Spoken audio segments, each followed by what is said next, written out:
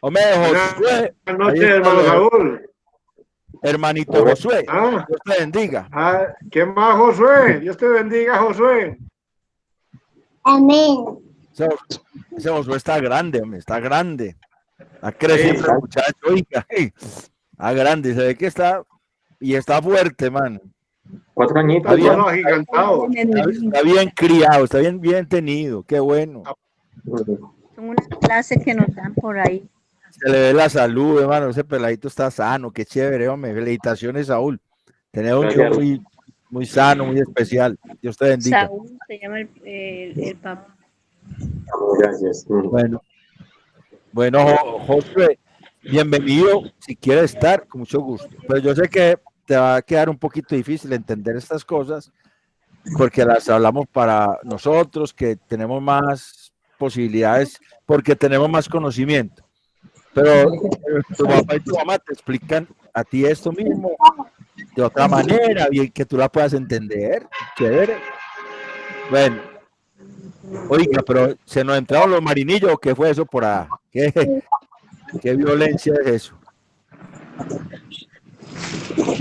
Ya oramos, vamos a comenzar, vamos a hablar hoy de las dos doctrinas que son muy, o sea, que como quien dice, se complementan la una de la otra. Y fue la manera como pude hacer que... Esto vienen las muchachas. Por allá hay una bulla muy fuerte. Janet, cierra el micrófono, por favor.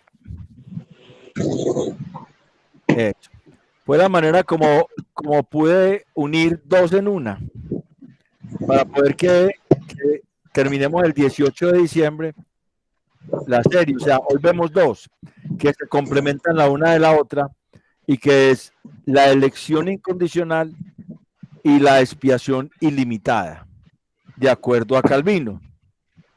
De acuerdo a las doctrinas calvinistas, que los arminianos les cambiaron el nombre. Los arminianos no dicen elección incondicional, sino elección condicional. Porque ellos dicen que está condicionada a la fe. Como si la fe fuera del hombre. Como si el hombre pudiera tener fe por sí mismo. La Biblia es clara diciéndonos que el que pone la fe en el corazón del hombre es el Señor.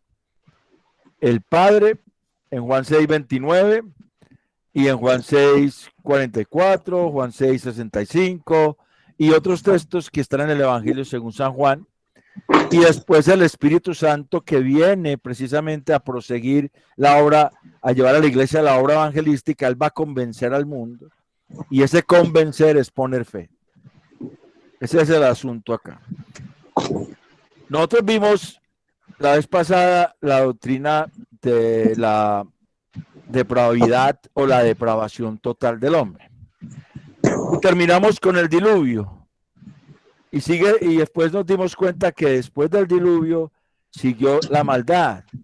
Tanto que por allá apareció Lot, y eso no lo vimos la vez pasada, pero apareció Lot, que también se emborrachó después de la destrucción de Sodoma y Gomorra y cometió incesto al tener relaciones con sus dos hijas y empezó a nacer. La primera vez que se ve en la Biblia ese tipo de cosas que es rechazada por todas las sociedades, el incesto. Entonces la maldad fue muy grande, pero a partir de allí se ve una lección a partir del diluvio, porque Noé fue el que quedó con su esposa, sus 3 hijos y sus 3 nueras, ¿cierto? De ahí Dios toma una familia, que es la familia de Sem. Dios no toma la familia de Cam ni la familia de Jafet, sino la familia de Sem. Perdón, hermano, ¿en qué está? Perdón, ¿en qué parte está?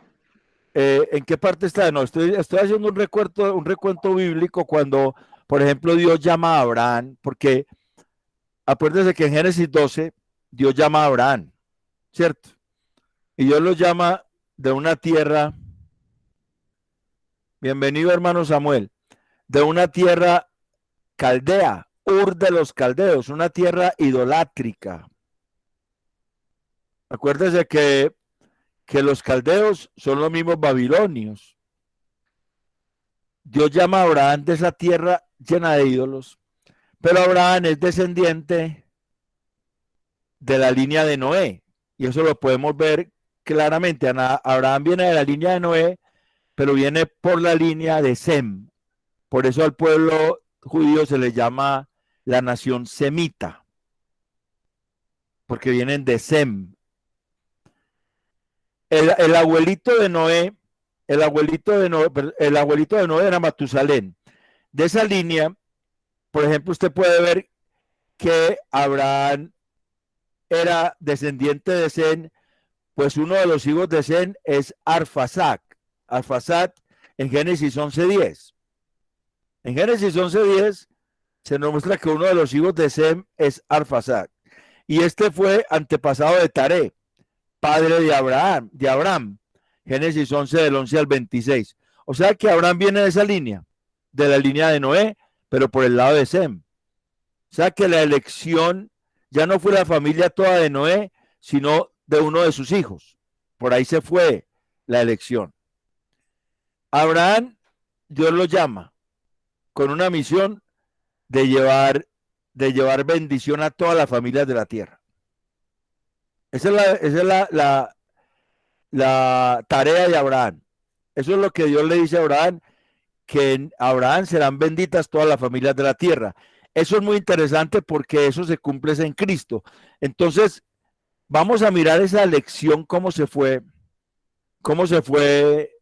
cerrando a partir de allí. Abraham tiene 2 hijos y otros con Cetura. En Génesis 26 dice que Abraham tuvo hijos con Cetura, una mujer que después de que murió Sara, él la tuvo.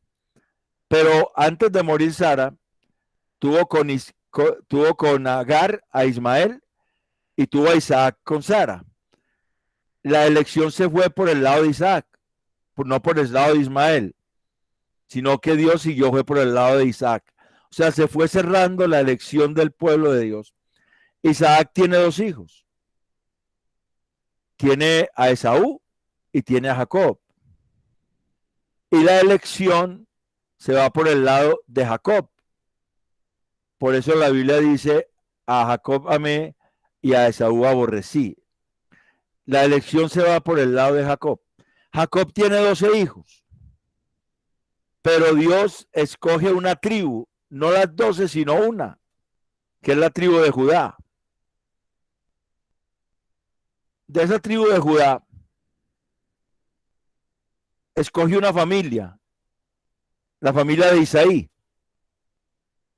De la familia de Isaí, de todos los hijos de Isaí, que eran 7, se acuerda que Samuel fue y vio al mayor y dijo, este es el ungido. Y Dios le dijo, no, un momento. No mires a su parecer ni a su hermosura. Escoge a David. Y de la línea de David viene Jesucristo. O sea, toda esa descendencia de la elección en Cristo Jesús. Y nosotros somos escogidos en Cristo Jesús. Pero ¿cómo nos escogió Dios?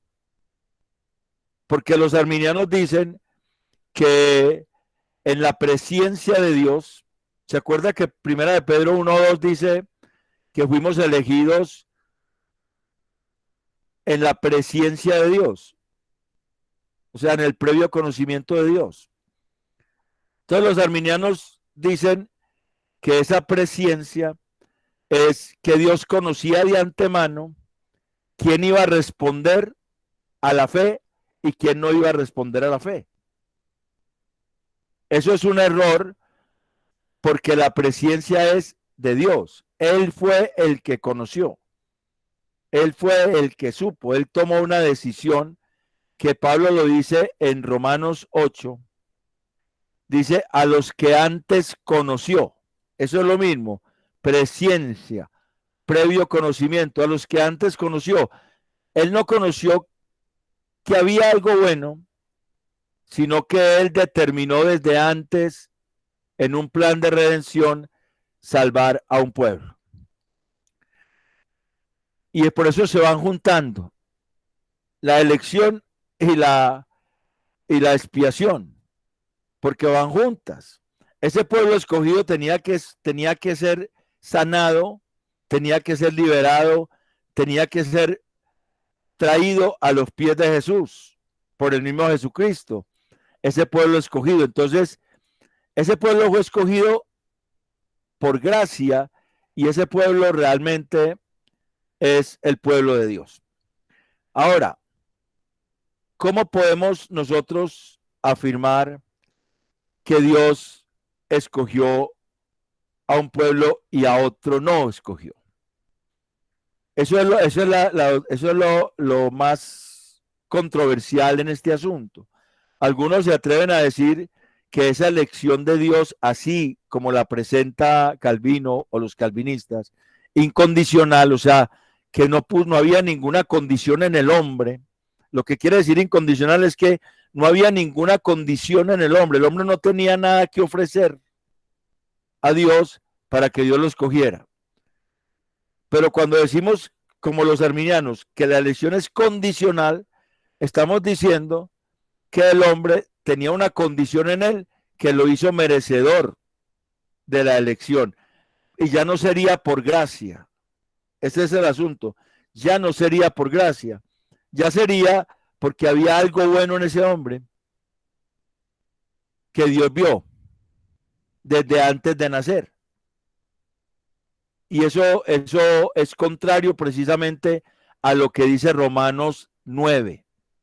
Y es el texto que quiero que miremos. Romanos 9. Voy a buscar el texto para compartírselos.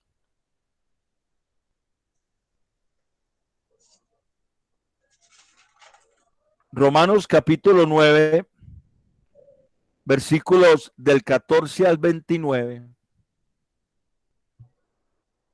Es un texto que nos va a decir mucho a nosotros. ¿Quién nos quiere leer ese texto? Romanos 9 del 14 al 29, por favor.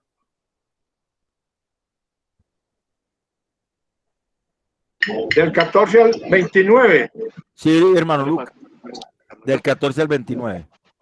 ¿Qué pues diremos que hay injusticia en Dios? En ninguna manera. Pues a Moisés dice, tendré misericordia del que yo tenga misericordia y me compadeceré del que yo me compadezca.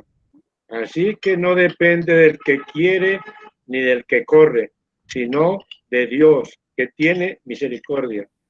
Porque la Escritura dice a Faraón, para esto mismo te he levantado, para mostrar en ti mi poder y para que mi nombre sea anunciado por toda la tierra. ¿Hasta el cuál? Hasta el 29, Lucas, hasta el 29. Bueno, listo, papá.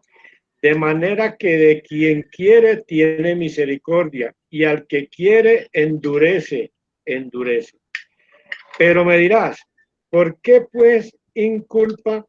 ¿Por qué? ¿Quién ha resistido a su voluntad? Mas antes, oh hombre, ¿quién eres tú para que alterques con Dios? Dirá el vaso de barro al que lo formó, ¿por qué me has hecho así? ¿O no tiene potestad el alfarero sobre el barro para hacer la misma mesa, un vaso para honra y otro para deshonra? ¿Y qué? Si Dios, queriendo mostrar su ira y hacer notorio su poder, soportó con mucha paciencia los vasos de ira, preparados para la destrucción, y para hacer notorias las riquezas de su gloria. Las mostró para con los vasos de misericordia que él preparó de antemano para gloria, a los cuales también ha llamado, esto es, a nosotros, no solo de los judíos, sino también de los gentiles, como también en Oseas dice, llamaré pueblo mío al que no era mi pueblo, y a la no amada, amada.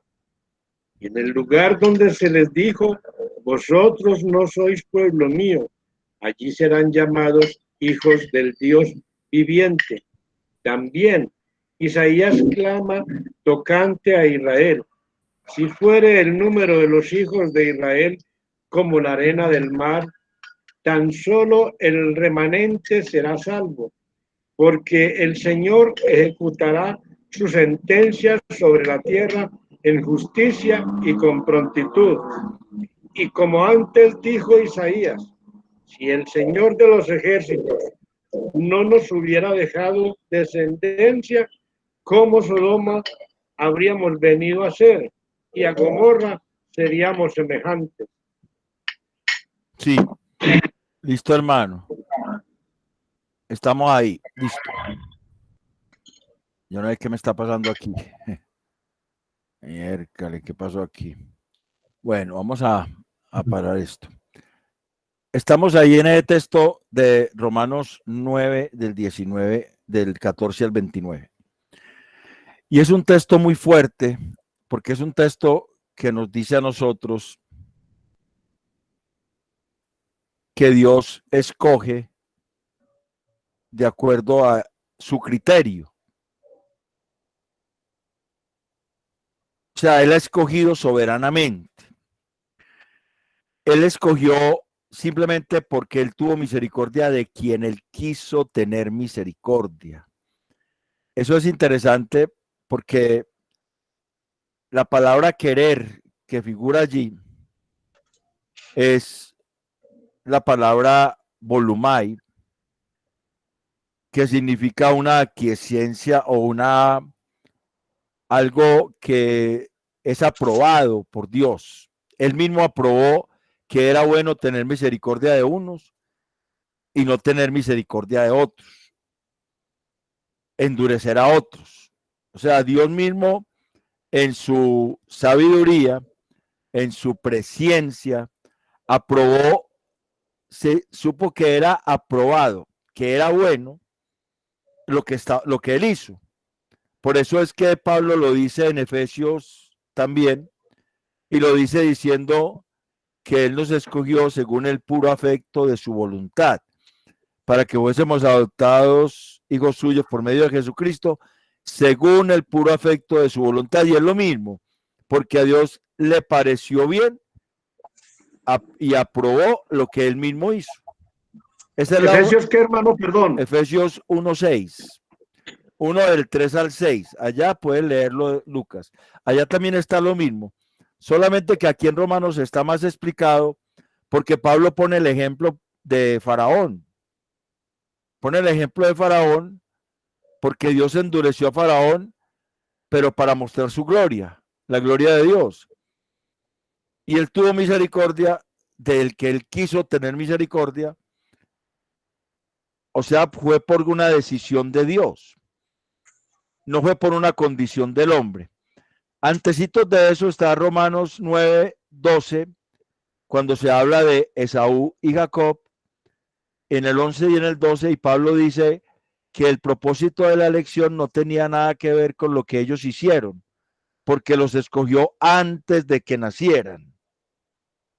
O sea, Dios decidió antes de que naciera Esaú y antes de que naciera Jacob, los gemelos, Dios decidió amar a Jacob y aborrecer a Esaú. O sea, escoger a Jacob y dejar a Esaú de lado. Eso es la elección.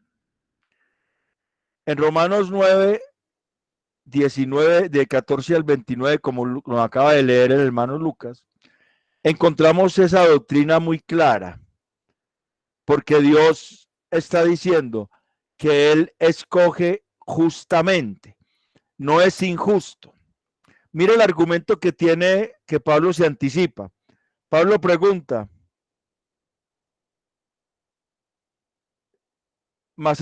Pablo pregunta, pero me dirás, ¿por qué pues sin culpa?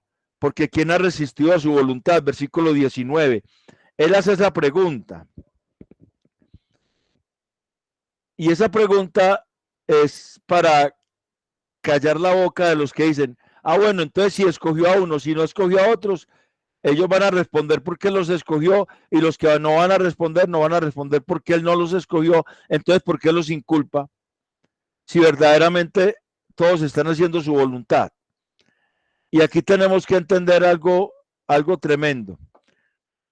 La voluntad de Dios. La voluntad de Dios, yo les puse unos videos, a mí me gusta poner unos videos antes de la clase de Sproul, unos videos corticos de 25 minutos, que él hablaba de los dos temas, de la elección incondicional y de la expiación limitada. Y él hablaba de la voluntad de Dios en tres aspectos. La voluntad de decreto, o sea, lo que se hace porque Dios lo determina, que todo lo que Dios determina se hace. Eso es lo que está diciendo aquí, que esa voluntad de decreto, pues nadie la incumplió, entonces ¿por qué inculpa? El asunto es que esa persona que no es escogida, no está siendo inculpada injustamente, porque él está en pecado. Todos los hombres han sido malditos por el pecado, por la ley. Todos los hombres están bajo pecado. Entonces, lo único que merecen es la condenación. Entonces, no es injusto, porque es lo que merecen según la ley de la justicia retributiva de Dios. En ninguna manera sería injusto. Hay otra voluntad, que es la voluntad preceptiva, la voluntad de precepto. O sea, que el hombre, Dios dio unas leyes, y el que no las cumple va a sufrir unas consecuencias. En esa voluntad de precepto está el hecho de que Dios dijo que el que no crea en Jesucristo es condenado. Esa es voluntad de precepto. Si estas personas no creyeron, son condenados porque están en la voluntad de precepto de Dios. O sea que tenemos la voluntad de decreto y la voluntad de precepto contra ellos como justa, no injusta. Y está la voluntad de disposición, que es que en el deseo de Dios, en el deseo subjetivo de Dios, él no quisiera que ningún hombre muriese. Esa es la voluntad de disposición. Sin embargo, la voluntad de disposición está sujeta a la voluntad de precepto y a la voluntad de decreto. Porque Dios no va a hacer su deseo, sino su justicia. Entonces, no es injusto que el que no cree sea condenado, porque eso está en la voluntad preceptiva y eso es el decreto de Dios. Entonces, no hay ninguna injusticia. Antes Pablo dice que quién se atreve a discutir con Dios, que como un hombre siendo un mísero mortal se atreve a decirle a Dios, ¿por qué obras así? Es una arrogancia que hay en el hombre. Entonces, esa elección incondicional no era porque Jacob tenía algo muy bonito en él. Había algo en él. La presencia de Dios no tiene que ver con el hombre, sino con que Dios conoce todo de antemano. Y él determina en su voluntad de decreto cómo van a ser las cosas. Dios por decreto dijo, tendré misericordia del que tenga misericordia, me compadeceré del que me compadezca y endureceré a quien quiera endurecer. Eso es un decreto de Dios. Y Dios, que es absolutamente sabio y justo, sabe por qué dice eso. Entonces, tenemos un aspecto muy importante de la elección. Es incondicional, no está condicionada a la fe, porque el hombre no tiene fe por sí mismo. La vez pasada vimos que el hombre estaba muerto en delitos y pecados, que el hombre era esclavo del pecado, que el hombre estaba ciego y sordo, que el hombre no podía entender las cosas de Dios porque su entendimiento no era capaz de comprender las cosas de Dios. Todo eso está diciendo que el hombre no puede tener fe por sí mismo. O sea, no es que va a condicionar a la fe del hombre. Pero ¿cuál es la fe del hombre? Es del hombre tener fe. es del hombre la fe para salvación. Es una fe puesta por Dios. Entonces, esa condición que pone Arminio es una condición que no es válida para decir que es la elección condicionada. Es incondicional. ¿Por qué? Porque Dios no le puso, no vio ninguna condición en el hombre para ser elegido, sino que él simplemente determinó en su voluntad de decreto que él iba a tener misericordia de unos y a endurecer a otros. Eso es realmente algo que nos tiene que llevar a nosotros a darle gracias a Dios por Jesucristo, porque en Él es que nosotros fuimos rescatados y esa elección incondicional de Dios hizo posible que la expiación fuera limitada a sus hijos. La expiación fue limitada a sus hijos. Porque Arminio dice que la expiación es ilimitada, o sea que todos los hombres tienen la posibilidad de ser salvos. Y eso es básicamente un error de interpretación de un pasaje. Alguien que me lea primera carta de Pablo a Timoteo capítulo 2, versículos del 1 al 6, del 1 al 6, del 1 al 7. Alguien que me lea por favor allí. Ay, ay, ay. Esto se está... Voy a leer para ustedes capítulo 2, 1 al 7, me dijo. Primera carta de Pablo, de Pablo a Timoteo, capítulo 2, versículos del 1 al 7. Yo creo que es al 7, pero yo abro bien el texto y le digo. Del 1 al 7, sí. Por favor, hermano.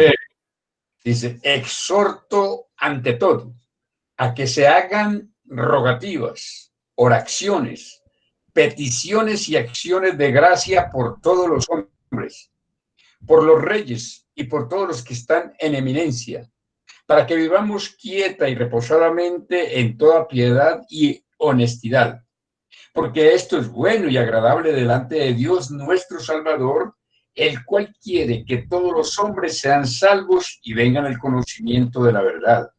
Porque hay un solo Dios y un solo mediador entre Dios y los hombres, Jesucristo, hombre, el cual se dio a sí mismo en rescate por todos, de lo cual se dio testimonio a su debido tiempo. Para esto yo fui constituido predicador y apóstol, digo verdad en Cristo, no miento, y maestro de los gentiles en fe y en verdad. Hasta el 7. Sí, hasta el 7. Está muy bien, hermano. Está muy bien.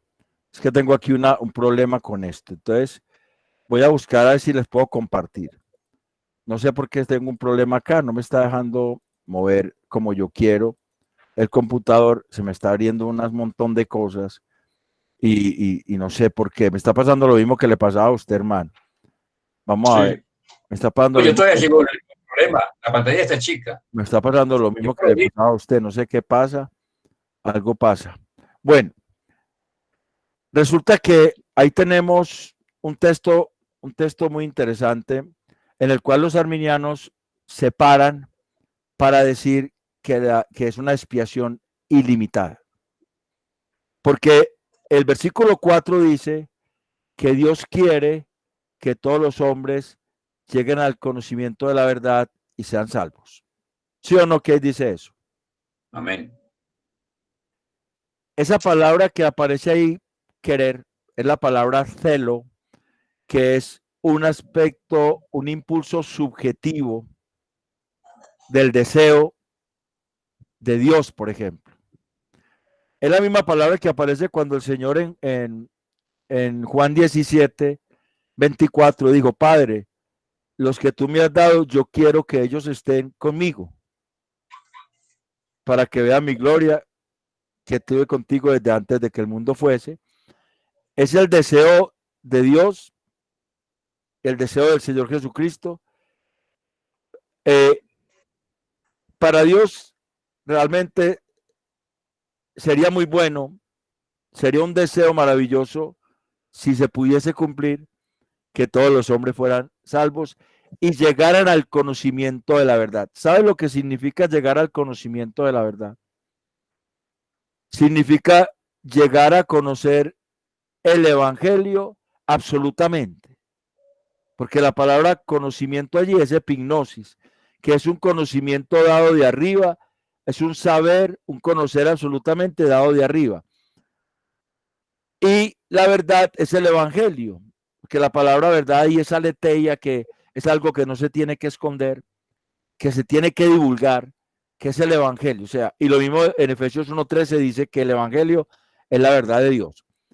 Entonces, mire cómo es de ideal ese versículo que dice que Dios quiere. O sea, si no existiese la maldad, si no existiese el pecado, si no existiese todo eso que hay, pues el deseo de Dios se cumpliría, que todos los hombres fuesen salvos y llegaran todos a conocer el evangelio verdaderamente. O sea que la cosa no es tan sencilla, no es que eso sea un hecho. Pablo le está diciendo a Timoteo eso porque Pablo le dice a Timoteo que él tiene que predicar, que él tiene que anunciar, que él tiene que hacer su obra de evangelista. La iglesia está llamada a predicar porque la iglesia no sabe quiénes son los escogidos, pero sabemos que no todos van a creer. Y el que no crea por la voluntad de decreto de Dios, el que no crea es condenado. Y este versículo allí de 2:4 tiene que ver con la voluntad de disposición, o sea, el deseo de Dios, como si Dios se dejara llevar por sus deseos. Entonces, todo para Dios sería mejor que todo el mundo fuera salvo y conociera la verdad. Pero la maldad ha hecho que eso no sea posible. Precisamente la depravación del corazón del hombre ha hecho que eso no sea posible.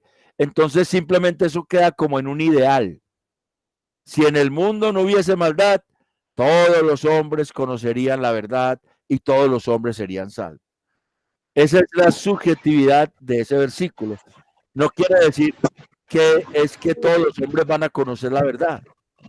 No, es la voluntad de disposición de Dios, que verdaderamente todos los hombres la conozcan, pero Dios no va a dejarse llevar por su deseo, por su impulso subjetivo, sino que Él va a estar metido en la voluntad de precepto, y ahí está un precepto.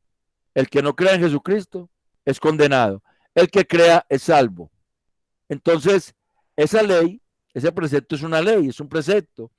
Está sujeta a la voluntad de decreto. Dios fue el que dio ese decreto y Él va a cumplir ese decreto. Entonces no se va a dejar llevar por su deseo, que Él quisiera que todos fueran salvos, porque a Dios le duele tener que condenar a su creación. A Dios le duele. Dios no es un tirano. Dios no es alguien sádico que se complace en condenar al hombre, en enviarlo al infierno de fuego. Él no es de esa manera, pero en su justicia, porque Él ha decretado eso, tiene que hacerlo. Tiene que hacerlo. Para evitar eso, entonces Jesús murió, fue por los escogidos. Fue por los escogidos. Voy a ver si sí les puedo compartir, hermanos, pues que no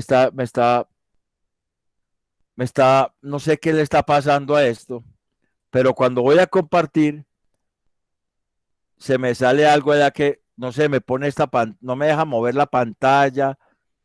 A ver, yo veo si, bueno, vamos a mirar. A ver si la puedo compartir pantalla. Voy a compartir la pantalla a ver si me deja. Vamos a compartir pantalla. Hermano Iván, Cuéntame. no, que estaba recordando cuando estamos hablando de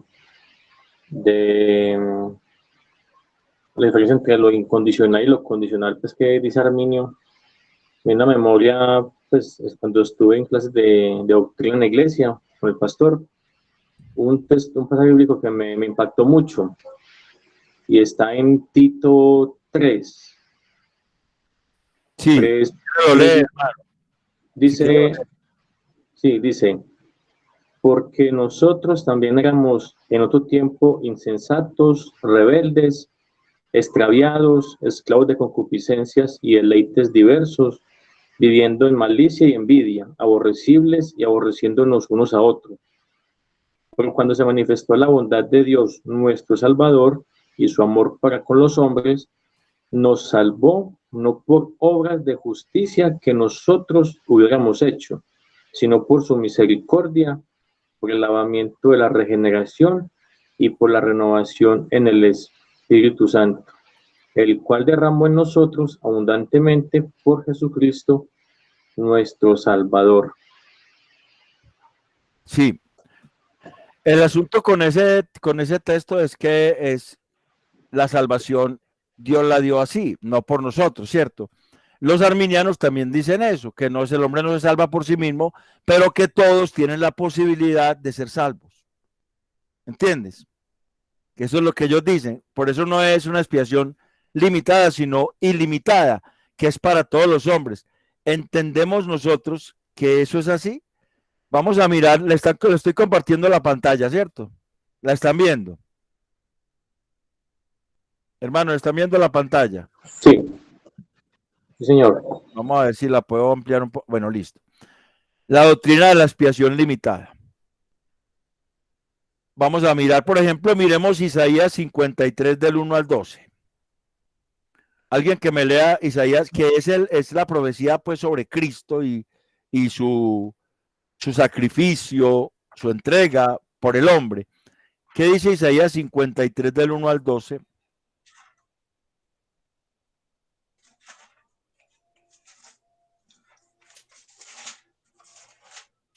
Vamos a ver quién lo encontró primero. ¿Quién dijo yo? Voy a leer para ustedes Isaías 53 del 1 al 12. Dice así la Biblia. ¿Quién ha creído a nuestro anuncio? ¿Y sobre quién se ha manifestado el brazo de Jehová? Subirá cual renuevo delante de él y como raíz de tierra seca. No hay parecer en él ni hermosura. Le veremos, mas sin atractivo, para que le deseemos. Despreciado y desechado entre los hombres, varón de dolores, experimentado en quebranto, y como que escondimos de él el rostro, fue menospreciado y no lo estimamos. Ciertamente llevó él nuestras enfermedades y sufrió nuestros dolores, y nosotros le tuvimos por azotado y por herido de Dios y abatido. Mas él herido fue por nuestras rebeliones, molido por nuestros pecados. El castigo de nuestra paz fue sobre él, y por su llaga fuimos nosotros curados.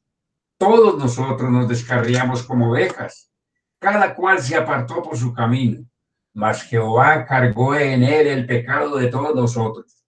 Angustiado él y afligido, no abrió su boca. Como cordero fue llevado al matadero, y como oveja delante de sus transquiladores se enmudeció y no abrió su boca. Por cárcel y por juicio fue quitado, y su generación, ¿quién la contará? Porque fue cortado de la tierra de los vivientes, y por la rebelión de mi pueblo fue herido. Y se dispuso con los impíos en su sepultura, mas con los ricos fue en su muerte. Aunque nunca hizo maldad, ni hubo engaño en su boca. Con todo eso Jehová quiso quebrantarlo, sujetándole a padecimientos. Cuando haya puesto su vida en expiación por el pecado, verá linaje, vivirá por largos días, y la voluntad de Jehová será en su mano prosperada. Verá el fruto de la aflicción de su alma y quedará satisfecho. Por su conocimiento justificará mi siervo justo a muchos y llevará las iniquidades de ellos. Por tanto, yo le daré parte con los grandes, y con los fuertes repartirá despojo, por cuanto derramó su vida hasta la muerte y fue contado con los pecadores, habiendo él llevado el pecado de muchos y orado por los transgresores. Amén, hermano. Hermano Iván Samit, Dios te bendiga. Dios los bendiga, amén, gracias. Ahí dice, habiendo llevado él el pecado de muchos. ¿cierto? Y oradores. Sí, de muchos, no dice de todos, sino de muchos.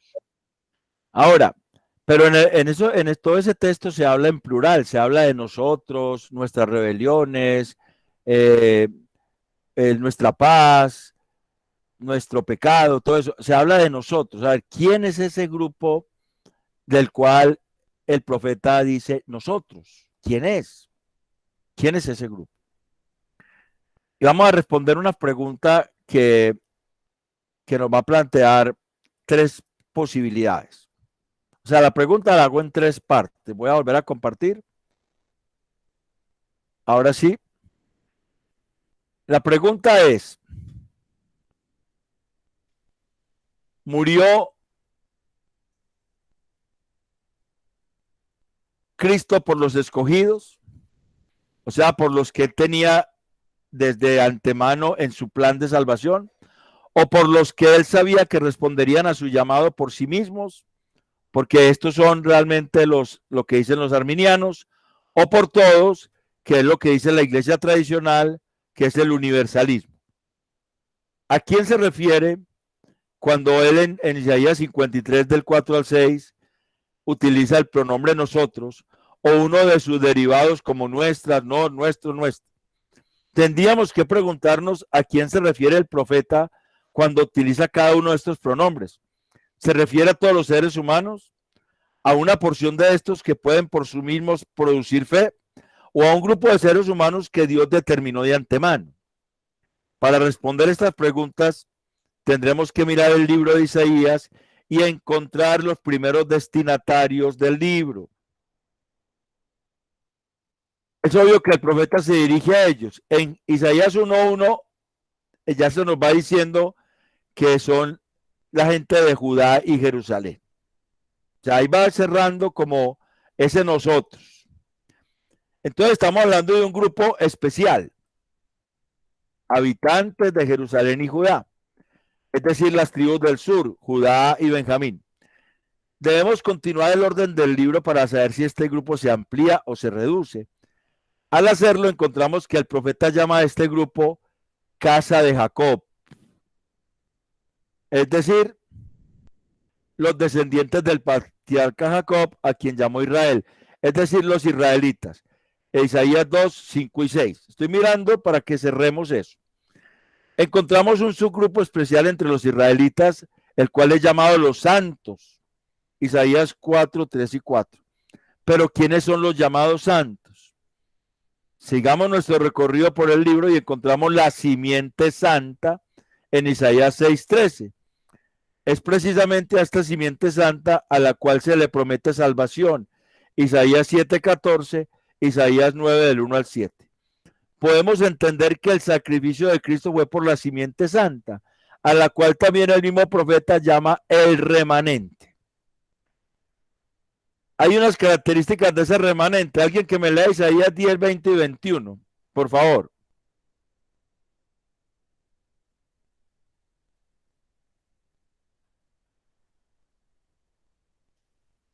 ¿Alguien me puede leer Isaías 10, 20 y 21? ¿Sí me están oyendo? Acontecerá en aquel tiempo que los que hayan quedado de Israel y los que hayan quedado de la casa de Jacob nunca más se apoyarán en el que los hirió, sino que se apoyarán con verdad en Jehová, el Santo de Israel. El remanente volverá, el remanente de Jacob volverá al Dios fuerte. 21. Y sigue el 22, porque si tu pueblo, oh Israel, fuere como las arenas del mar, el remanente de él volverá. La destrucción acordada rebosará justicia. Ahí se nos habla de un remanente que volverá de ese cautiverio, de esa desolación, que Dios va a traer ese remanente. Se nos dice que de este volverá al Dios fuerte, el mismo término que aparece en Isaías 9:6, el Gibor, el Dios fuerte, y que su regreso será en justicia. De igual manera, Isaías 11:11, yo lo voy a leer, dice: asimismo acontecerá en aquel tiempo que Jehová alzará otra vez su mano para recobrar el remanente de su pueblo que aún queda en Asiria, Egipto, Patros, Etiopía, Elam, Sinar y Amat y en las costas del mar. que ese remanente será liberado por Dios con su mano alzada. Y el versículo 16 dice, y habrá camino para el remanente de su pueblo, el que quedó de Asiria, de la manera que lo hubo para Israel en el día que subió de Egipto. Ese remanente, Dios proveerá camino para ese remanente de igual manera que lo hizo con el pueblo cuando lo sacó de Egipto, no de Asiria, sino de Egipto. Vamos viendo que el remanente es especial. Isaías 28:5. Estoy buscando el remanente en todo Isaías para mirar, porque en Isaías es donde está la profecía. 28:5.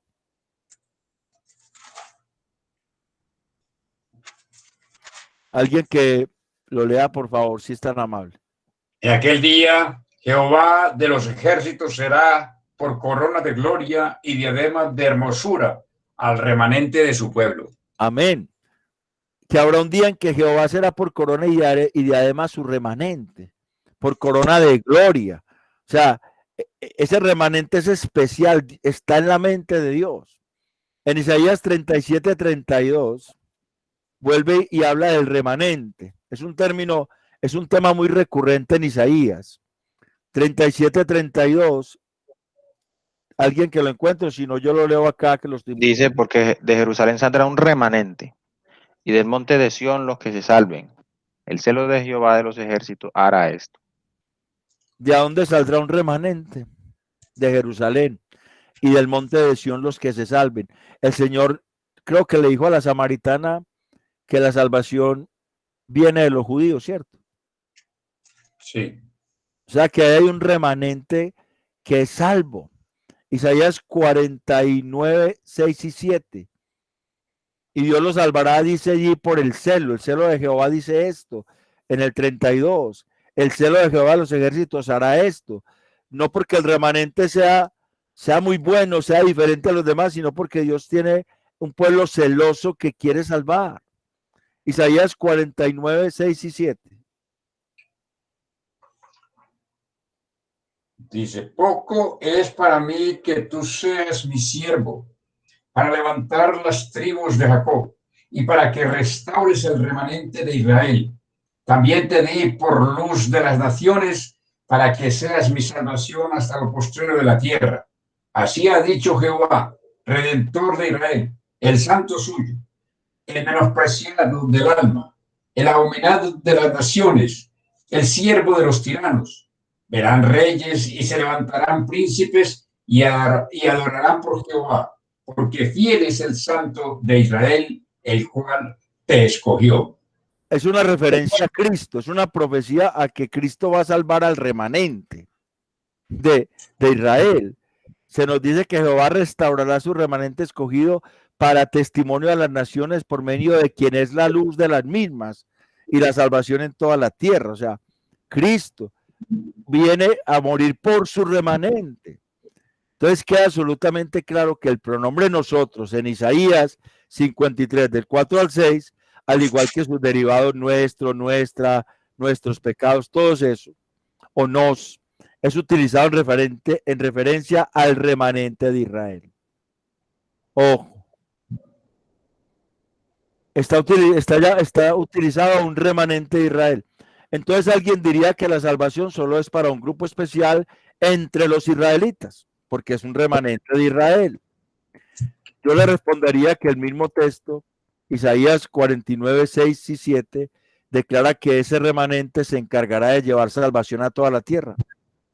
Y al igual que Dios escogió una porción de judíos para salvación, también escogió una porción de gentiles para salvación.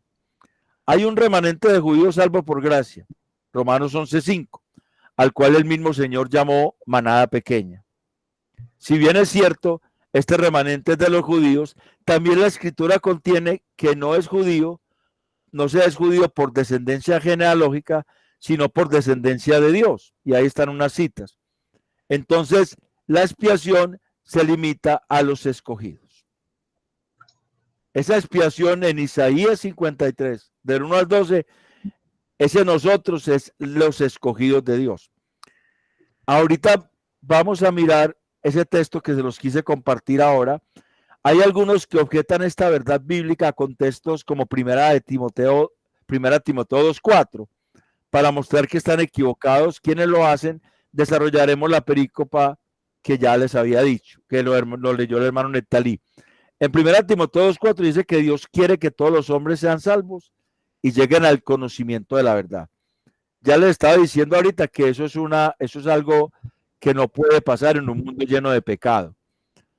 Y ese Dios quiere, la palabra que hay ahí, quiere, es la palabra celo, que es la que se utiliza para voluntad, como telema, que es un impulso subjetivo.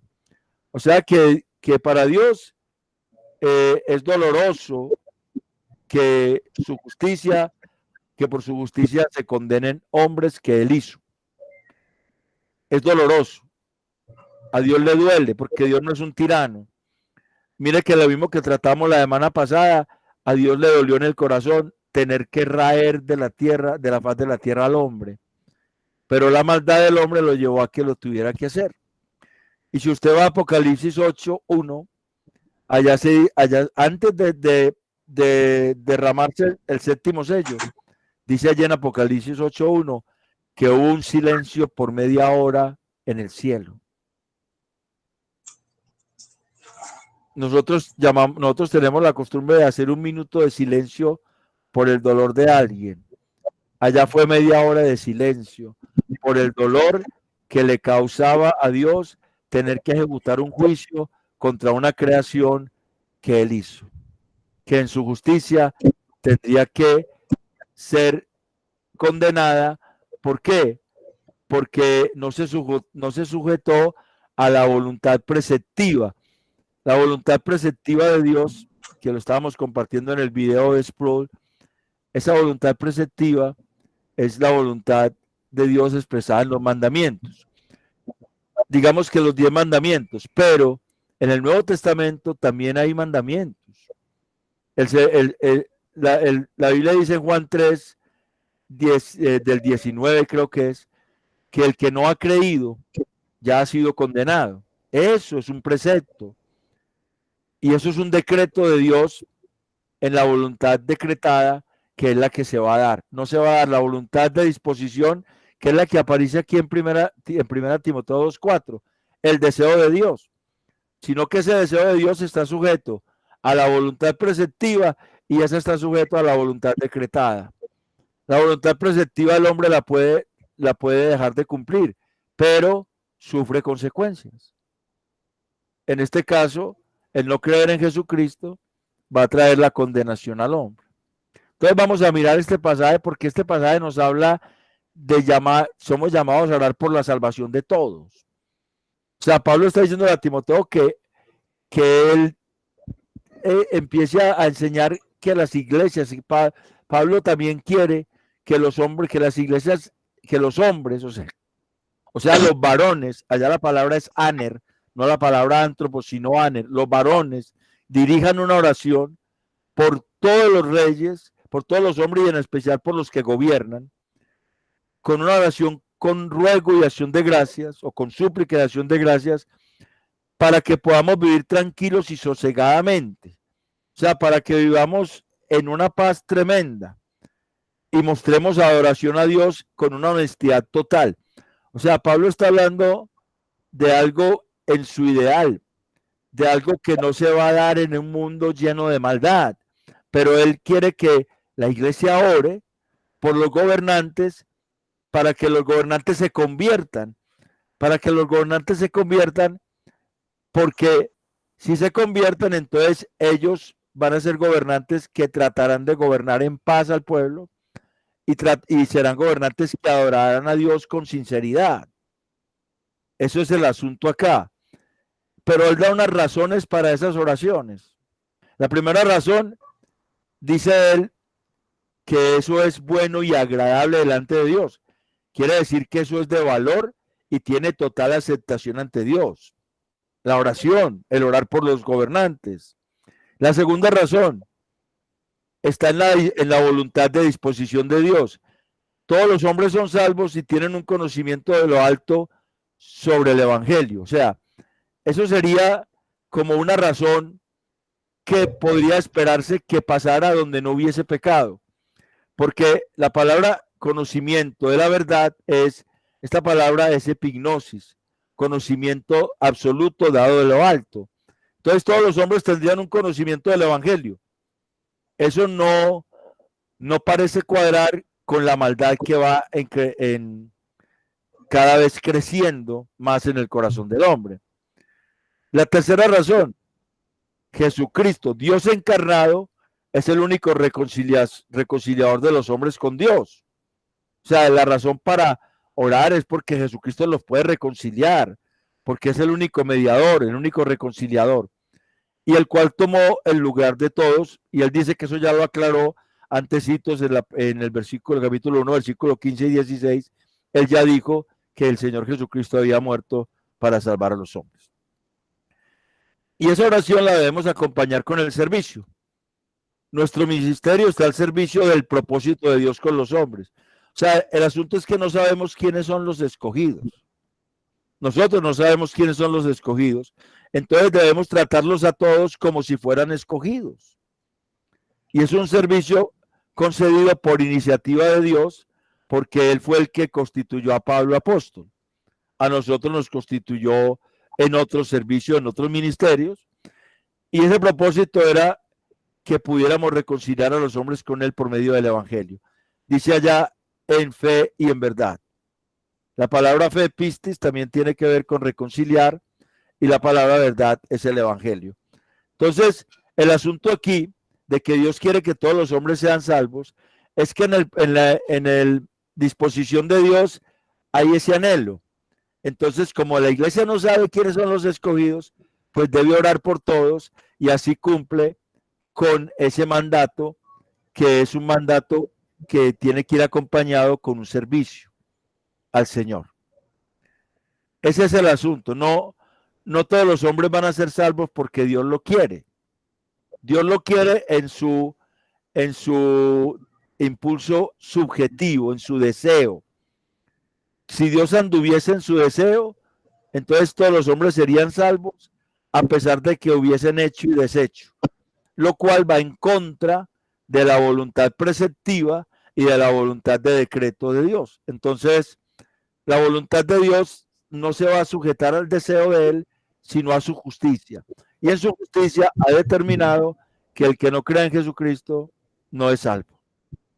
¿Queda claro eso? Porque los arminianos utilizan ese versículo para decir que es una expiación ilimitada, o sea, que fue por todos. Pero no fue por todos. La respuesta la podemos dar en Isaías 53, que Jesucristo murió por sus escogidos. O sea, la pregunta que hemos hecho arriba, que se había muerto por los escogidos, o por los que él sabía que responderían a su llamado por sí mismos, que es lo que dicen los arminianos, o por todos, esa respuesta es: Cristo murió por los escogidos. Para confirmar eso, quiero que vamos al Evangelio según San Juan, capítulo 10, versículos del 14 al 18, y alguien me pueda leer, porque allá sí ya no queda ninguna duda al respecto. Evangelio según San Juan, capítulo 10, versículos del 14 al 18. Allí podemos leer y darnos cuenta de lo que el Señor hizo. Y vamos a utilizar más o menos la misma estructura, la misma estrategia que utilizamos con Isaías 53 para poder llegar a saber eso. Hermano Netali, ¿quieres leerlo? Voy a leer. Yo soy el buen pastor y conozco mis ovejas, y las mías me conocen, así como el Padre me conoce y yo conozco al Padre y pongo mi vida por las ovejas. También tengo otras ovejas que no son de este redil. Aquellas también debo traer y oirán mi voz, y habrá un rebaño y un pastor. Por eso me ama el Padre, porque yo pongo mi vida para volverla a tomar. Nadie me la quita, sino que yo de mí mismo la pongo. Tengo poder para ponerla y tengo poder para volverla a tomar. Este mandamiento recibí de mi Padre. 18. Ya está ahí, listo, hermano. Nosotros podemos entender que el Señor dice mis ovejas, ¿cierto? Tendríamos que aclarar, tendríamos que utilizar el mismo método que hicimos ahora para saber quiénes son mis ovejas. El Señor, ¿qué dice ahí más adelantico en el versículo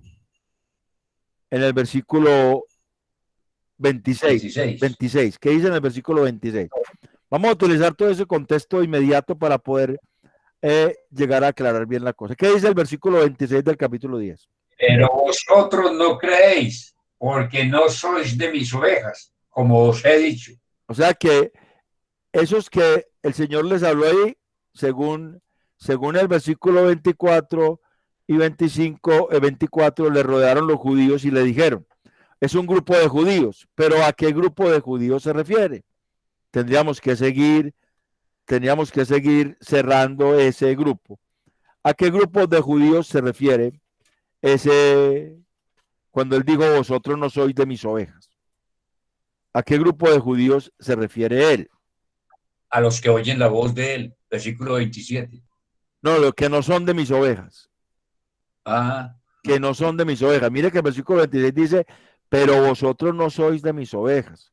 Él está excluyendo ya a unos, porque él vino a dar la vida por sus ovejas. El buen pastor da su vida por las ovejas, no por los otros. Y está excluyendo ahí a unos en el versículo 26 que les dice, ustedes no son de mis ovejas. Y según el versículo 24, son unos judíos. Simplemente se nos dice que son unos judíos. Tendríamos que seguir buscando a quienes el Señor les dijo así, a quienes les dijo. A ver, el mismo Señor dijo eso.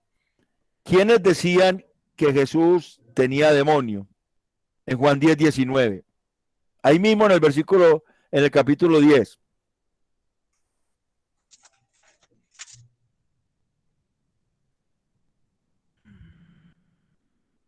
Dice, volvió a haber disensión entre los judíos. ¿Cuál versículo?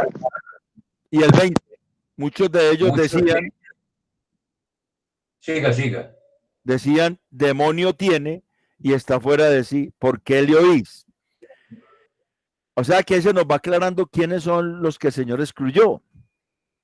¿Quiénes le dijeron a él que por Belcebú echaba fuera a los demonios? Allá en Mateo 12. ¿Quiénes fueron los que le dijeron eso? En Mateo 12, cuando él estaba expulsando unos demonios, unos dijeron, por el Belcebú, el príncipe de los demonios, echa fuera a los demonios. ¿Quiénes fueron? Mateo 12, 24. Eran judíos. Mateo 12, 24. Dice, de cierto os digo, que si el grano de trigo no cae en la tierra, muere. Mateo 12, 24. Ah, Mateo, estoy muy lejos. El que lo tenga, léalo. Mateo 12, 24 dice, mas los fariseos al oírlo decían, no echa fuera los demonios, sino por Belcebú, príncipe de los demonios. O sea que se está refiriendo a los fariseos. Les está diciendo que ellos no son de sus ovejas. Ya se los había dicho antes. Porque en Juan 10, ahí empezando Juan 10, él dijo que los que vinieron antes de él eran ¿qué? Ladrones y salteadores. Dijo Juan 18, todos los que antes de mí vinieron, ladrones son y salteadores, pero no los oyeron las ovejas. ¿Cierto?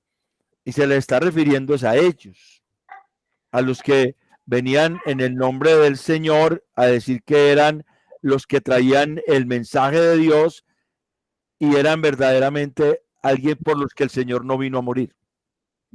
Ahí les está aclarando, está excluyendo a ese grupo, está excluyendo a los fariseos en general, porque nosotros entendemos por el mismo Evangelio de Juan que Nicodemo era fariseo y José de Arimatea también, y parece ser que ellos eran seguidores de Jesús. Pero en general, excluye ese grupo porque Jesús los llamó como a ellos en Juan 8:44. Me estoy yendo a un contexto más amplio. ¿Cómo los llamó? Juan 8:44. Él les dijo, vosotros sois de vuestro padre el diablo. O sea, él los llamó hijos del diablo a ellos.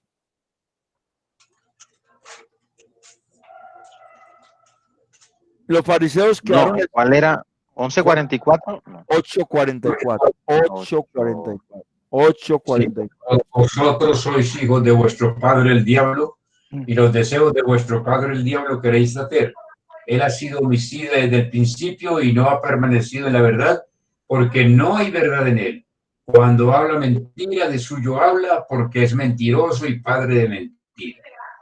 Los llamó hijos del diablo, o sea, él ya los está excluyendo como un grupo que no hace parte de sus ovejas, que es lo que estamos hablando en Juan 10, porque él dice, el buen pastor da su vida por sus ovejas.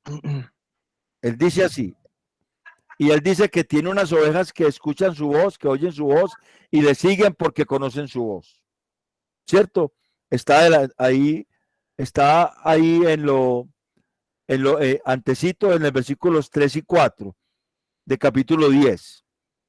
A sus ovejas llama por nombre y las saca.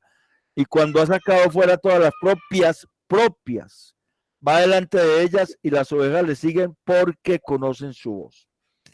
Esas ovejas fueron dadas por el Padre. Mira lo que dice ahí mismo en el versículo 29 del capítulo 10.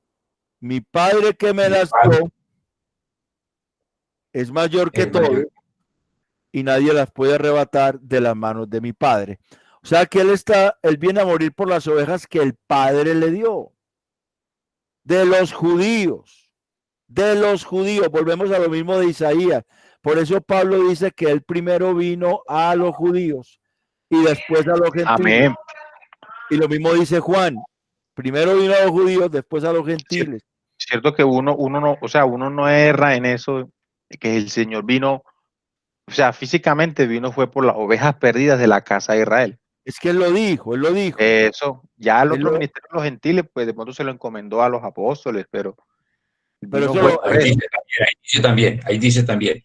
Dice que tengo otras ovejas que no son de este. Sí, claro, pero dice que esas ovejas él mismo las debe traer.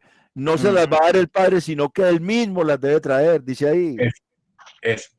Que yo debo traer a través de la predicación del Evangelio. Amén. Por eso es que Pablo estaba diciéndole a Timoteo que había que predicar el Evangelio, porque no se sabe cuáles son las ovejas del Señor. Amén. Porque es un grupo especial que solamente él conoce, pero él determinó que se salvaran por la predicación del Evangelio, por el evangelismo.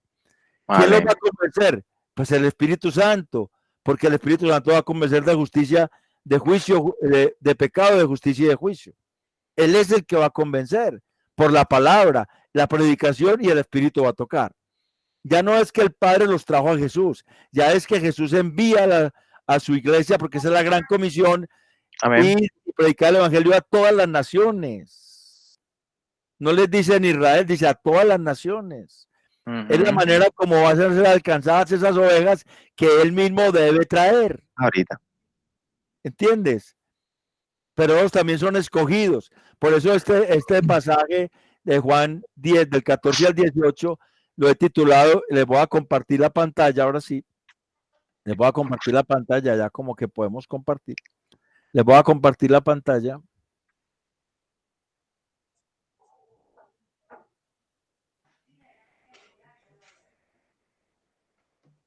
Lo he titulado Jesucristo murió por los suyos. Él murió por los suyos de los judíos, versículos 14 y 15. Él es el buen pastor que conoce a los suyos. Él es el buen pastor a quienes los suyos le conocen.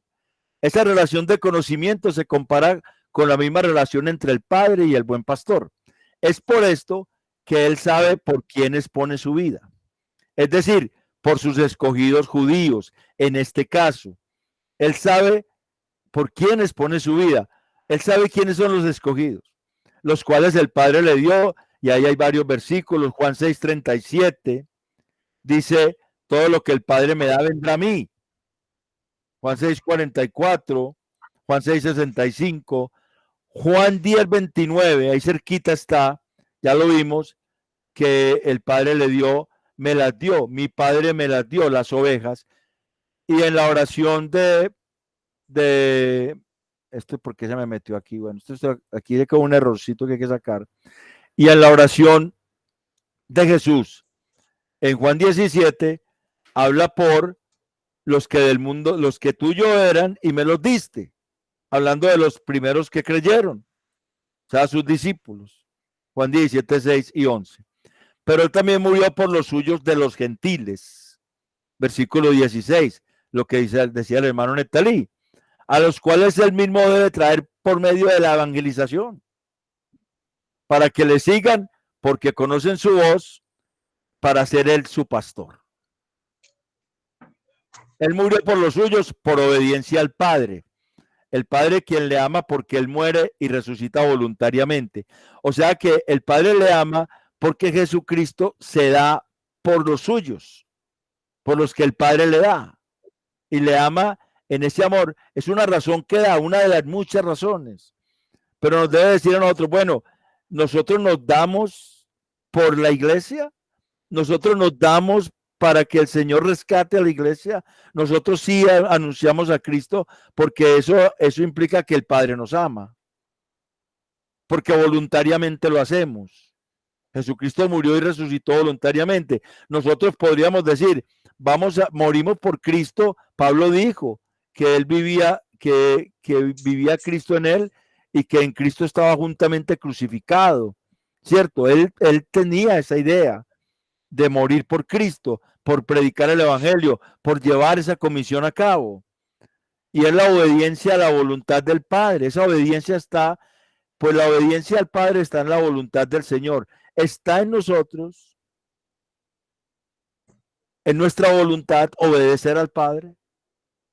Está en nuestra voluntad obedecer al Padre. Y el Señor es el único que tiene poder para poner su vida y volverla a tomar, para salvar a sus escogidos, de judíos y gentiles. Entonces, mirando todos estos que hemos visto, podemos concluir que la expiación es limitada. Se suscribe a un grupo de personas llamadas el remanente santo, la simiente santa, personas que hemos creído en el evangelio porque Dios puso la fe en nosotros, porque el Espíritu Santo la puso. En aquellos fue el Padre el que la puso. Ahora, en los gentiles fue el Espíritu Santo, porque fueron a predicar los apóstoles después de que el Espíritu Santo había venido. Cuando ellos estaban, antes de que Jesucristo fuera crucificado, el Espíritu Santo no había venido y el que puso esa fe fue el Padre. Ahora, nosotros fuimos rescatados del mundo por la expiación limitada, porque Dios desde antes nos conoció, y a los que antes conoció, también predestinó para que fuesen hechos a la semejanza de su Hijo, y a los que predestinó también glorificó. Romanos 8:29, y el que leíamos ahora, Efesios 1, del 3 al 6, que dice, bendito sea el Dios y Padre nuestro Señor Jesucristo, quien nos escogió desde antes de la fundación del mundo para ser santos y sin mancha delante de él. Y quien nos bendijo con toda bendición en los lugares espirituales desde antes de la fundación del mundo para ser santos y sin mancha delante de él, habiéndonos predestinado en amor para ser adoptados hijos suyos por medio de Jesucristo, según el puro afecto de su voluntad. Y la palabra ahí, voluntad, es la palabra bulemai, que es una voluntad objetiva. Amén. Es la voluntad objetiva, o sea, no Dios nos escogió porque fue un impulso. No, objetivamente. ¿Por qué? Por lo que dice Primera de Pedro 1:2, por la presciencia, porque Él tiene un conocimiento previo. Él no nos involucra a nosotros. Él sabe quiénes son los escogidos y solamente Él. Él solamente Él. La Biblia nos dice a nosotros en Hechos 13:48 que todos los que estaban ordenados para salvación creyeron allá. Ordenados para salvación. O sea, que ellos ya estaban predestinados de antes para esa salvación. Amén. Ya habían sido tomados por el Padre en su presencia para salvación. ¿Por qué? Por el puro afecto de su voluntad. La palabra eudoquía, que es la que traduce puro afecto, es una palabra que significa le pareció bueno. Al Padre le pareció bueno. Al Padre, el Padre pensó que eso era bueno y era aceptable y lo hizo en su voluntad. Eso es la voluntad decretada de Dios. Nosotros, ¿qué tenemos que hacer? Darle gloria a Dios, amar más al Señor, porque Él murió por nosotros, tomó nuestro lugar. Sin eso nosotros no podríamos ni siquiera estar aquí. Sin eso no podríamos nosotros ni siquiera creer en el Padre, creer en Jesucristo. No tendríamos ni la más mínima oportunidad y chance de estar en la gloria. Pero por eso nosotros vamos directamente a la gloria, porque el Señor mismo dijo que sus ovejas nadie las puede arrebatar de su mano ni de la mano del Padre. Salvación segura por una elección incondicional y por una expiación limitada. Es hermoso saber que Dios nos escogió. ¿Qué hacemos con los otros? ¿Qué hacemos con los que Dios nos escogió? Predicarles el evangelio, porque nosotros no sabemos quiénes son. ¿Quiénes son? El ladrón en la cruz lo escogió en ese momento. Allá lo escogió. Le digo, de cierto te digo que hoy estarás conmigo en el paraíso. ¿Quién sabía eso? El Señor. Nadie más sabía eso. Y por eso Pablo dice a los corintios que de lo más vil y menospreciado Dios escogió para avergonzar a los sabios de este mundo. Sí. O sea, no, él no va a escoger, como le digo a Samuel, por el parecer, por la hermosura, porque tiene mucha plata, porque habla muy bonito, porque es muy educado. No, él escoge entre ricos y pobres, entre sabios e ignorantes, entre bonitos y feos. Él escoge según el puro afecto de su voluntad. Por eso es una elección incondicional. No hay una previa condición que el hombre tenga para que Dios lo escoja. Dios simplemente lo escoge porque Él determinó eso en su voluntad de decreto. Sí, señor. Bueno, ¿cómo podemos entonces darle una explicación teológica a los que se pegan de Juan 3:16? Que el mundo, que amó al mundo.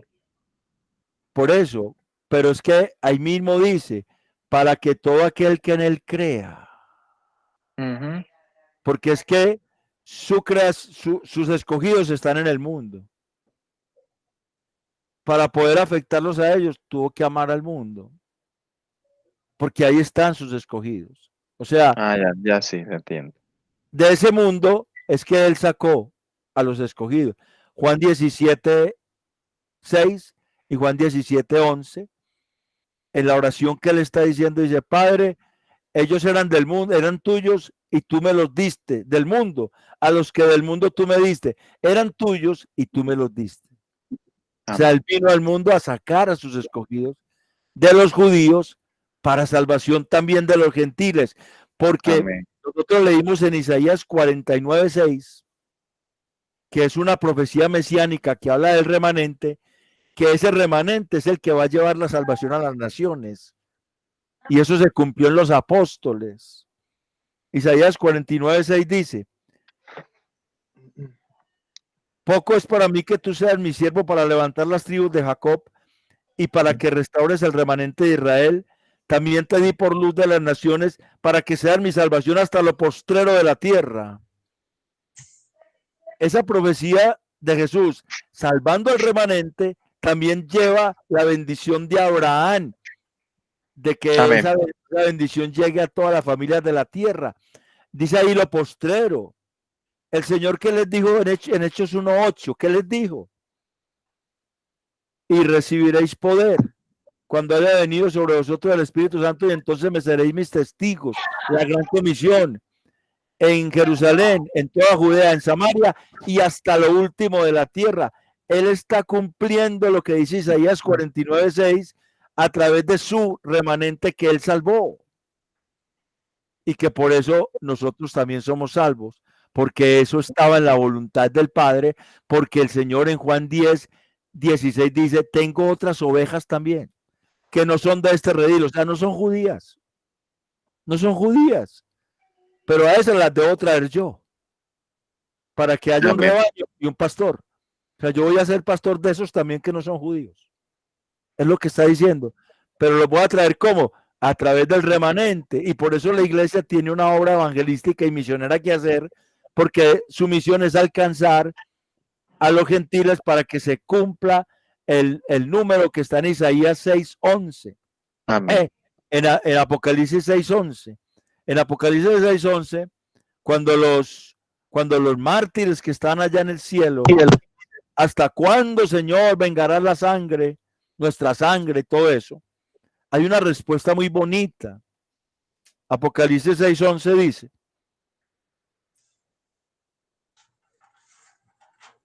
Apocalipsis 6:11 dice, desde el 9 voy a leer, cuando abrió el quinto sello, vi bajo el altar las almas de los que habían sido muertos por causa de la palabra de Dios y por el testimonio que tenían. Y clamaban a gran voz diciendo, ¿hasta cuándo, Señor santo y verdadero, no juzgas y vengas nuestra sangre en los que moran en la tierra? Y se les dieron vestiduras blancas y se les dijo que descansasen todavía un poco de tiempo hasta que se completara el número de sus consiervos y sus hermanos que también habían de ser muertos como ellos. Hay un número que completar, el número de los escogidos, el número de los hijos de Dios que Dios quiere salvar. Hasta que ese número no se complete, entonces no se ejecutarán esos juicios que siguen de ahí para adelante. Es interesante que la iglesia tiene esa misión. Ahora, la iglesia, ¿cómo está moviéndose en esa misión? ¿Cómo nosotros estamos haciendo para llevar esa misión a cabo? Porque, gloria a Dios, fuimos rescatados, pero fuimos rescatados también para que nosotros rescatemos o seamos instrumentos por los cuales rescatemos a otros. Pablo lo dice en 2 Corintios 5:18, cuando dice que Dios estaba en Cristo reconciliando al mundo consigo mismo y a nosotros nos dio el ministerio de la reconciliación. Eso es lo que le dijo a Timoteo. Mire, Timoteo, hay que orar por esa gente porque Dios quiere que todo el mundo sea salvo. O sea, no se sabe quiénes son escogidos. Ore por todos ellos, a ver quiénes son salvos. Hay que alcanzarlos. Y Pablo, cuando le habla a Timoteo, le dice varias veces que predique la palabra, que inste a tiempo, fuera de tiempo, que haga su ministerio, que haga obra de evangelista. O sea, que hable la palabra.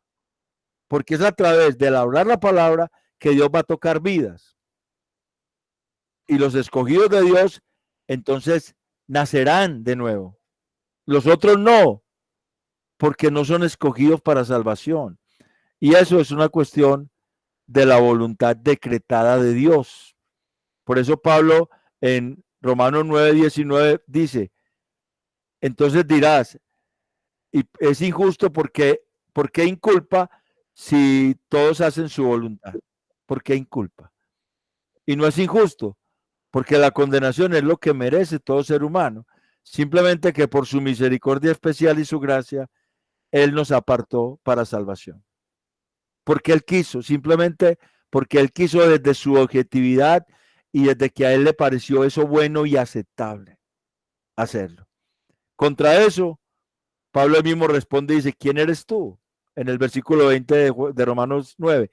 ¿Quién eres tú? ¿O quién es el vaso de barro para que le diga al alfarero por qué me hiciste? Dirá el vaso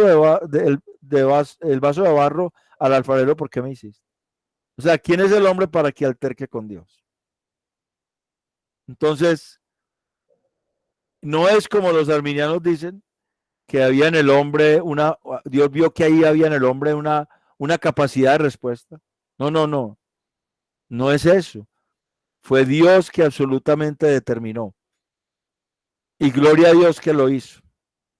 Y no es injusto, porque lo justo es que todos fuésemos condenados, porque todos estamos destituidos de la gloria de Dios y lo que merecemos es el infierno.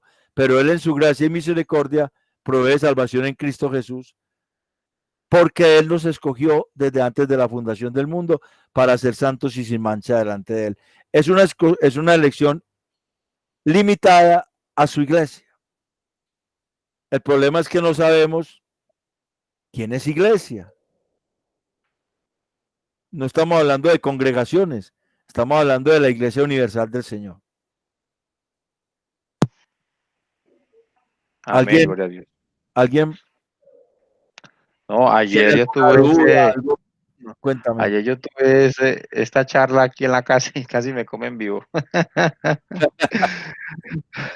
Arminiano, un calvinista con 4 arminianos.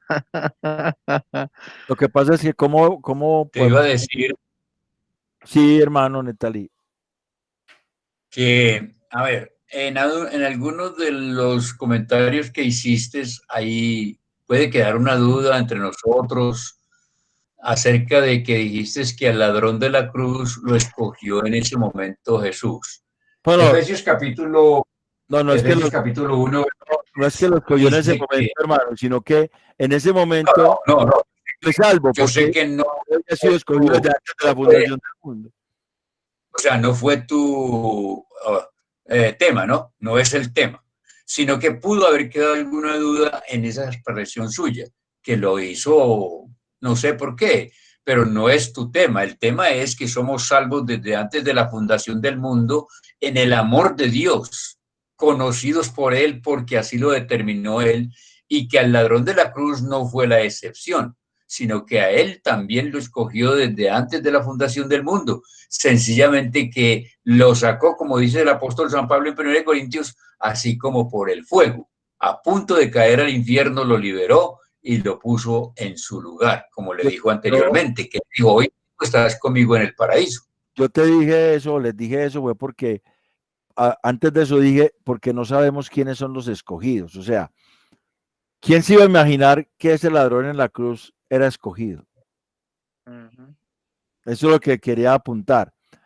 Nosotros no podemos estar diciendo a quién le predico el evangelio y a quién no. Estar escogiendo a quién le hablamos del evangelio, como si nosotros supiéramos quiénes son los escogidos. Porque ese ladrón en la cruz, nadie, absolutamente nadie, se podría imaginar que ese ladrón en la cruz iba a ser salvo. Porque era escogido desde antes de la fundación del mundo. Pertenecía a ese remanente escogido por gracia, que dice Romanos 11:5. Ese remanente que se extiende a los gentiles por la predicación del evangelio es la iglesia. Y por esa iglesia murió Jesús. O sea que es una expiación limitada. Era por eso, hermano, que había dicho lo del ladrón en la cruz, porque es un ejemplo muy tremendo de que nosotros no sabemos quiénes son los escogidos. A nadie se le hubiera podido ocurrir. Si nosotros hubiéramos estado allá y hubiéramos tenido esta doctrina allá, nosotros a lo mejor hubiéramos dicho, Señor, ¿cómo así? Ese ladrón era escogido, ¿cómo le ocurre? A lo mejor hubiéramos cuestionado al Señor en nuestra falsa justicia, porque hay veces nos creemos más santos de lo que somos y más justos de lo que somos, y por eso cuestionamos cosas. Pero el Señor sabía y le dijo, y allí nos dimos cuenta, nosotros allá, viéndolo en la cruz, nos dimos cuenta que ese que estaba en la cruz era un hermano nuestro, ese que estaba al lado del Señor, era un hermano nuestro, porque era escogido desde antes de la fundación del mundo. A nadie se le hubiera podido ocurrir eso, humanamente hablando. Es más, cuando él mismo empezó a insultar al Señor, porque hay un evangelio en el que dice que los dos ladrones le increpaban. Él empezó y después se dio cuenta y después reaccionó. Después Dios lo tocó, puso la fe para que creyera en Jesucristo. Después de que le había increpado también. O sea que no podemos estar diciendo que ese hermano es del diablo, que aquel es del diablo, que no. El Señor sabe, nosotros no sabemos. ¿Cuál es nuestra misión? Hablarle de Cristo, orar por Él, darle buen testimonio y si le podemos hacer favores, hacerle favores. Esa es nuestra misión. El Espíritu Santo se encarga del resto. Hay veces nosotros no hacemos lo que tenemos que hacer y no queremos que personas que nos caen mal se conviertan. Eso es algo humano. Tenemos que estar por encima de eso. Teníamos que pensar como Pablo le dijo a Timoteo, Dios quiere que todos los hombres sean salvos. O sea, en su deseo Dios quiere que todos los hombres sean salvos. Y por eso hay que predicar el evangelio. Sabemos que todos no van a ser salvos, que todos no van a llegar a conocer el evangelio. Pero tenemos que predicarle a todos. Porque no, Dios no nos dio visión de rayos X para saber quiénes son los escogidos por allá adentro. No, nosotros no podemos ver adentro del hombre. Dios sí. Por eso Él nos manda en esas. Y nosotros fuimos alcanzados porque algunos creyeron y obedecieron. Empezando por el remanente que fue salvo, porque los apóstoles todos eran judíos. Todos los apóstoles eran judíos. Fueron los que llevaron el evangelio por todo el mundo, conocido en ese entonces, especialmente el apóstol Pablo. Y de ahí todos los misioneros que han surgido a través de la historia, que es un grupo muy grande de personas que dejaron todo por servir al Señor, por llevar el evangelio, y fueron azotados, y fueron muertos, y fueron puestos presos, y no les importó por cumplir la misión. Y nosotros nos quedamos muy contentos y no le hablamos a nadie de Cristo. Y nos quedamos muy contentos sabiéndonos escogidos. ¿Y la otra parte qué? La otra parte qué. Necesitamos esa confrontación también. Porque eso también implica amar al Señor. Eso también implica amar al Señor. Jesucristo dijo ahí, el Padre me ama porque yo doy mi vida y la vuelvo a tomar. O sea, porque voluntariamente yo estoy haciendo la voluntad del Padre. Es nuestro agrado hacer la voluntad de Dios. También en esto, en anunciar el evangelio, en hablar donde trabajamos, hablar, mire, Cristo, Cristo, Cristo, bombardearlos con Cristo. En los momentos en que también tengamos prudencia para hacerlo, porque nos pueden echar del trabajo si nos ponemos todo el tiempo a eso. Pero necesitamos nosotros llevar en nombre de Jesucristo en alto, proclamarlo, vivirlo para poderlo mostrar y para poder testificar de él. Porque es la única manera en que los escogidos son salvos. No hay otra manera. Entonces, es nuestra labor. Iglesia, es nuestra labor. Vamos a continuar si hay alguna pregunta o ya. Quería que tomáramos estas dos doctrinas que son muy, la una muy pegada a la otra, porque nos quedan 2 viernes para terminar. El próximo que es 11 y el de allá que es 18. Entonces el próximo vamos a trabajar la doctrina de la gracia irresistible y el último la perseverancia de los santos. Entonces voy a ver si esta semana busco unos videitos sobre la gracia irresistible Porque el propósito de poner esos videitos cortos de 20 a 25 minutos es que los podamos ver sin cansarnos, porque un video de 2 o 3 horas lo aburre a uno, pero podamos ver sin cansarnos. Y tiene puntos muy claves, como esos de Sproul que les puse la vez pasada. Voy a ver si encuentro de él también sobre la gracia irresistible. Aunque Arminio podía decir que Arminio dijo que la gracia se podía resistir, que el hombre tenía la capacidad de resistir la gracia. Y por eso Sproul le va dando nombres diferentes. Por ejemplo, él no llama la elección incondicional, sino la elección soberana, para no pelear con los arminianos, porque esa es la soberanía de Dios que Dios elige. Y él no llama la gracia irresistible, sino la gracia eficaz, y no pelea con los arminianos. Pero es la misma doctrina, solamente que es para evitar ese contrapunteo que tuvo el hermano Iván Samir en estos días, ayer. Listo. Entonces, hermanos, si hay alguna pregunta, hermano Netali, gracias por aclararme lo del ladrón en la cruz. Yo dije que lo escogió ahí, sino que se hizo efectiva la elección ahí. Era realmente lo que quería decir. Se hizo efectiva en él ahí, en ese momento, en el momento de la muerte. O sea que hay personas que pueden creer en Jesucristo y ser salvas en el momento de la muerte. También. Si son escogidas de Dios. Tranquilamente. Sí, pero eso no nos debe llenar de confianza a ningún ser humano, porque no sabemos cuándo se cumple el tiempo de Dios, porque el apóstol San Pablo dice que de acuerdo al tiempo de Dios, Dios nos llamó. Entonces no sabemos cuándo Dios llama a una persona, sencillamente lo que usted está diciendo, que hay que predicar a tiempo y fuera de tiempo. Sí, mi hermano, lo que pasa es que, sí, eso es así. Nosotros la misión nuestra es predicar el evangelio. O sea, aun cuando la persona esté ya chapaleando en sus últimos hervores, como se dice, hablarle de Cristo.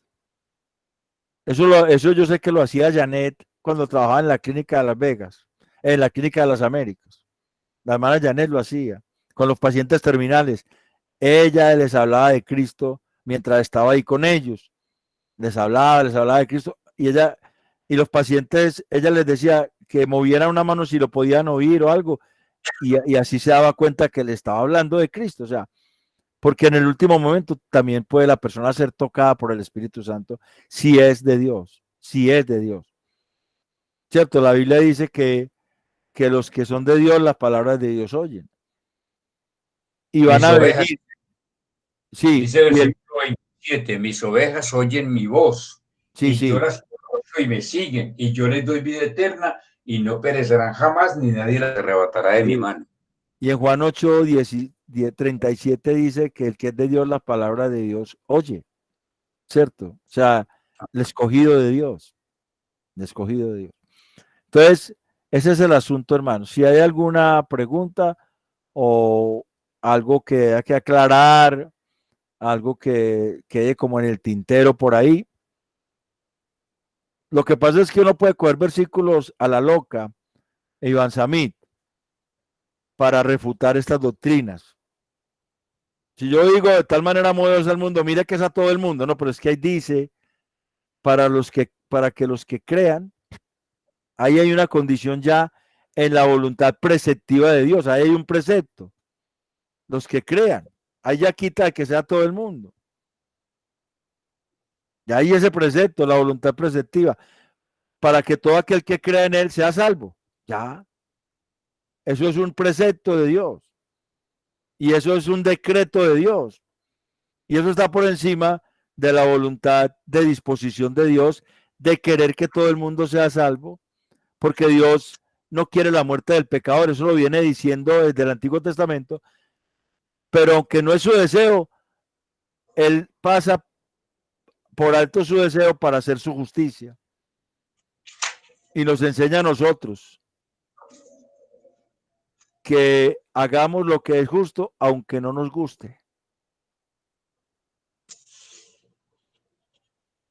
Eso es algo que tenemos que tener muy en cuenta. Muy bueno sea que nos deleitemos en Dios, O sea, que la voluntad de Dios sea nuestro deleite, muy chévere. Y ojalá todos estemos deleitándonos en la voluntad de Dios. Porque eso sería maravilloso. Eso podríamos llamarlo hedonismo cristiano. El Salmo 27. Ven y deleítate en Jehová y Él te concederá las peticiones de tu corazón. Ustedes que son de la alabanza saben que hay un canto. Oh, ven y deleítate en el Señor. ¿Cierto? Eso es hedonismo cristiano. O sea, que mi deleite sea la voluntad de Dios. Tremendo. Dios quiera que sí, que ojalá sea así la llenura de Dios en nosotros. Pero habrá momentos en que queremos hacer la nuestra. Y tenemos que decirle, Señor, no, yo quiero, pero voy a hacer la tuya, por obediencia. Y eso es amor a Dios. Y por eso Jesucristo dijo que ese mandamiento había recibido del Padre. ¿Quién lo mandó a eso? El Padre.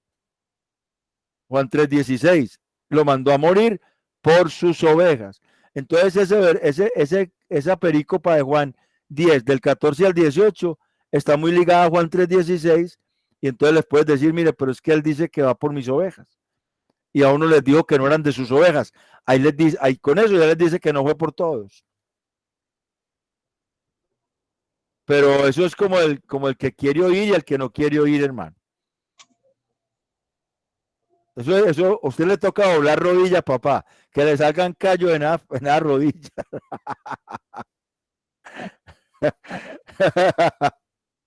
Ok, entonces voy a dejar de grabar y alguien que ore para que nos despidamos. Que Dios les bendiga.